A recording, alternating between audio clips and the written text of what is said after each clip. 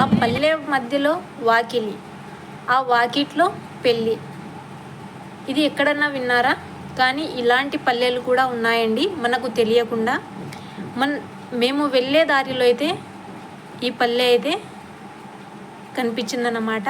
అక్కడైతే ఒక పెళ్ళి అయితే జరిగింది. అది ఆ ఊరు వాకిట్లోనే జరిగిందండి. చూడండి, లాస్ట్ వరకు అయితే మీరు కూడా చూడండి. మీరు చూస్తారని అయితే నేను ఈ వీడియో అప్లోడ్ చేశాను. నచ్చితే లైక్ చేయండి. Thank you for watching.